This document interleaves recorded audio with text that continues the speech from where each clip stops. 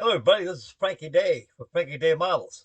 Okay, for my day off for this very chilly Monday, I have for you a video today. The topic of the video is on my paper card kit by HMV called the Transatlantic Lantern TSS Hanseatic.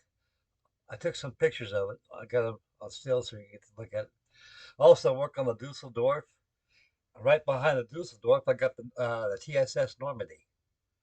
And I'll start to work on it, get that whole going. So I'll be working about 3 or 4 of these things at a time. I got to get my card model chops back together again. Get the snuff. Plastic and wood too much. Mostly plastic. And so that's one thing good about myself that I can thank myself for. I'm versatile. I can work anything. And because my father told me a long time ago when you're building a models, he said, you stay on one material only, you'd be stunned because you will not be able to go to something else because all that skill, all that time you develop on plastic, you'll never bounce on something else. So I broke that habit immediately. Mostly I didn't have plastic. When I first started building models, children, there was no plastic around. If it was, I didn't know about it. Most of the models I had were Comet kits, Cleveland, and another one too, which was pretty steady back then. Sterling. No, not Sterling. I'm talking about old school stuff, sticking Megow. Megow kits. Megow. Stuff that made back in the 30s and 40s. Okay, I got some stills on the Hanseatic, and she's coming pretty good. I spent a lot of time on this thing, guys. As you look at the last video of the Hanseatic, you'll see nothing on the bow. This thing's finished on the bow. So it's time for me to move onward, which is going to be fun. That's construction and assembly of the boat davits. And once the boat davits are all done, I'm going to go ahead and start putting the boat david motors and also electrical boxes, which protrude from the side of the bulwarks platforms. Uh, you'll you'll see them on there. Uh, yeah, and I got some. I'm gonna make. I finish this thing. I shot this thing done probably no time. This house, yeah, it goes pretty. The hard part's over with, and they build pretty quick and they build a long time. Depends how much time you build. I spent. I've got almost what 17, 18 hours on the bow already, and do some tidying up here and there on it. It's looking nice. This looking good too. I uh, I got some inner frame bulwarks on the bulwarks that I made on there. So I'm gonna work on the Dusseldorf after this and hop on the Normandy this evening and get her in tuned. On the Melody, I'm gonna get her going. I get paid tomorrow. I get my naval pension check, and that's Tuesday tomorrow. And Wednesday, I'll get my Social Security check. But I got 2 pension checks coming in after that. So I gotta get some models. I gotta get me some primer paints and some paints to get in the Melody. All the Melodies now is just sand down like I did off the video. I need to sand down the filler up there and prime it again, look at it. If there's any blemishes and infection need to be done, you know the rules. Refill and sand again and prime. That was perfect. Now go ahead and add the deck platforms on there. You're on your way, buddy. Have some fun. Okay, I'm having some fun with these things. I enjoy working on card models. I really do. Going back to my roots. Okay, camera's friendly. Let's take a picture of the stills and get right back to me.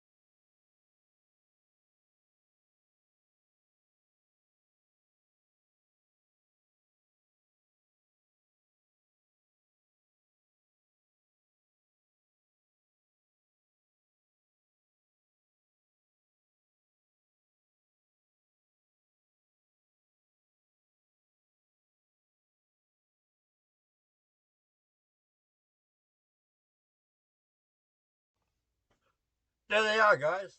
Hope you enjoyed those pictures. I'll be working on more of that tonight, too. Okay, I'll be working on Dusseldorf. I'll probably, if I have live action on this, probably after this video, maybe. It's my day off. I'm going to have some fun. I'm going to go sailing today. Okay, now for the big whale.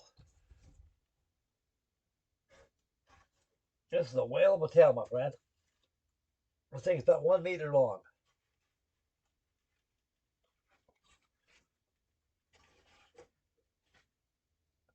This is a TSS Normandie.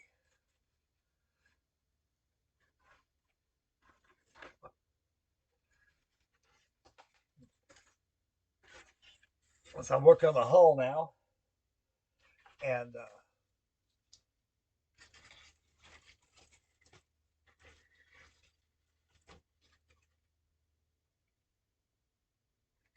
yeah. So I got that shaking. The thing is an old. What I did, I uploaded this off of the computer. They had free downloads. So anybody's interested in building card models, those all kinds of options to get these things. I gotta bring this around too. I gotta cut these slits out and bring them in, form them off. I put the skins on last night. They're pretty good. It gives us whole strength. Put it over here if I knock that stuff over again. So I think you guys get the picture of the Normandy. Got a lot of work doing this thing. Get this thing tuned up. Should have this whole thing straightened out by this evening.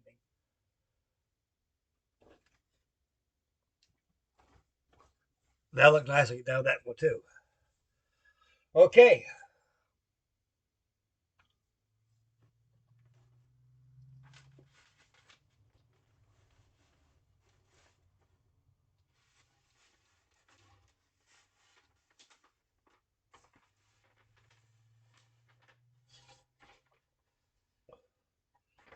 Here she is live. Oh, I tell you.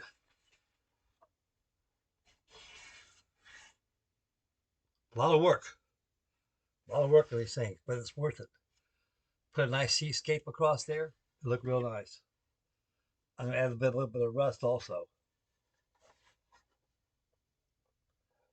On the Hanseatic is a ship with two names.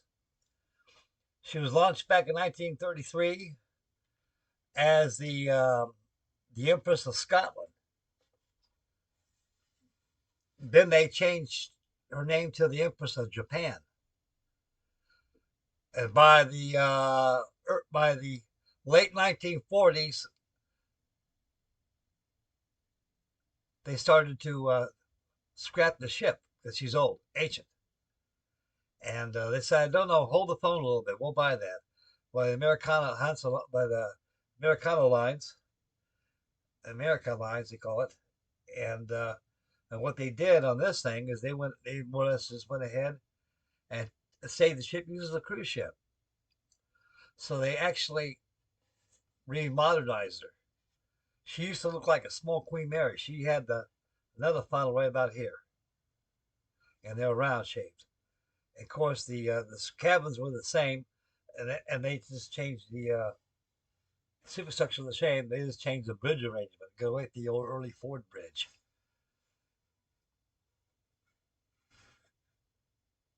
I got to put my anchors on there.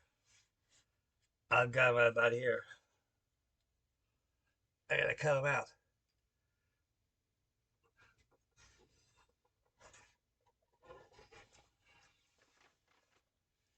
Paper models, they build very, very well if you take your time on them. There's a secret to them, like anything in life, a secret.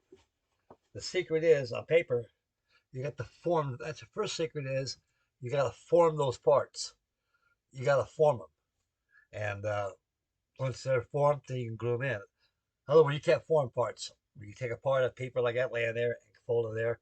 You'd be at loss as amateurs. You can't do it that way. There's a whole different form of construction. Get back to the Hanseatic. By 1960, she caught fire. The fire was subdued, and they get the fire out, and there was a lot of damage in there. since the advent of jet airplanes and passenger planes that can fly where they want to go quicker than they can on an ocean liner. And that gave Squad a way for them to end the glamorous years of cruise and Atlantic and Pacific travel. Because everybody want to get there now, not 5, 6 days later.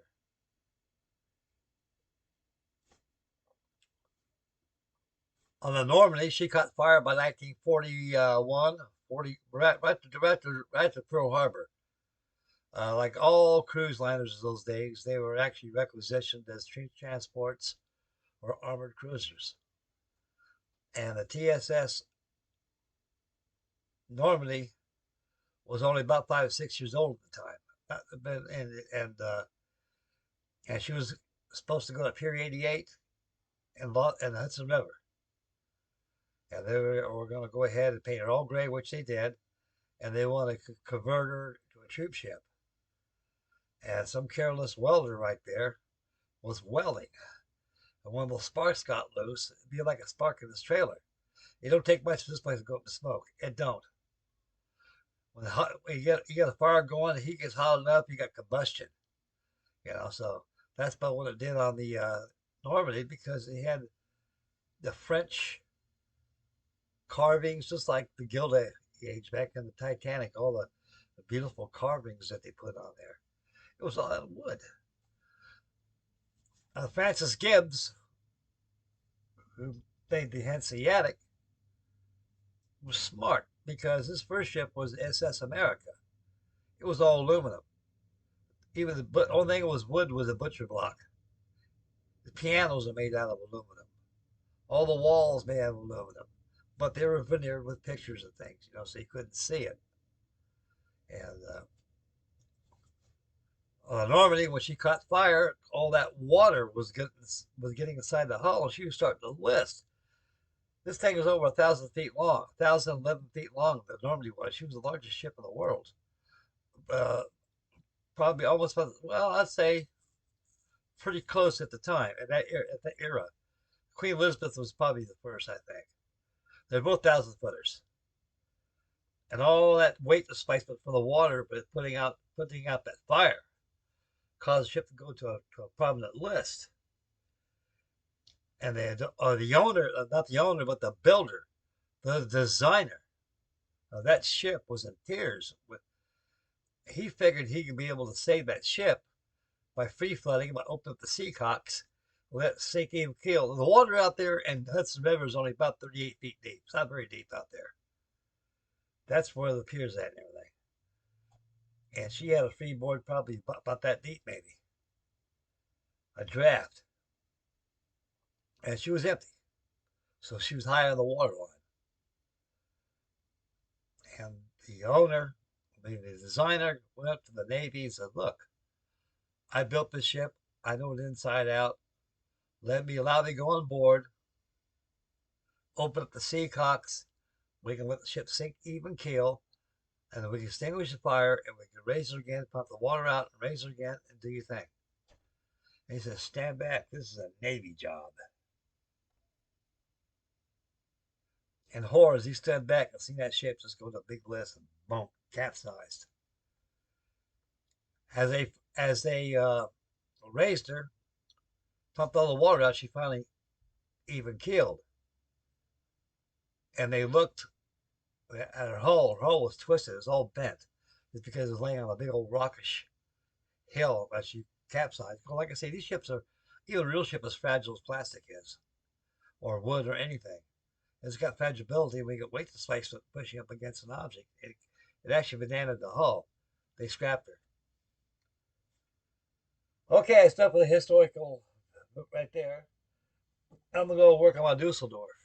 Right, this video makes a headway on her, and I'll get back on the Hanseatic later. I want to get this Normandy going too.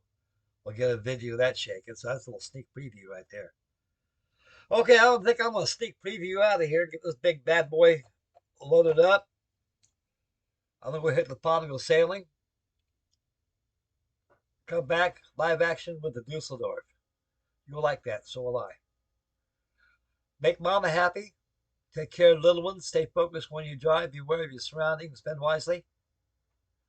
And get yourself a kit because it's getting cold outside. It was 33 last night. It got cold. And it's bodybuilding time. Okay, guys, I'm out of here. We'll catch you on live action. Hang loose. We'll see you in the next video. Take care of yourself. And I'd like to thank all my subscribers and all my new subscribers and the viewers. Thank you very much for watching my videos. I know they're as boring as popcorn, but you know, it's me. I am's what I am's. We'll see you guys in the next video. God love you, fellas.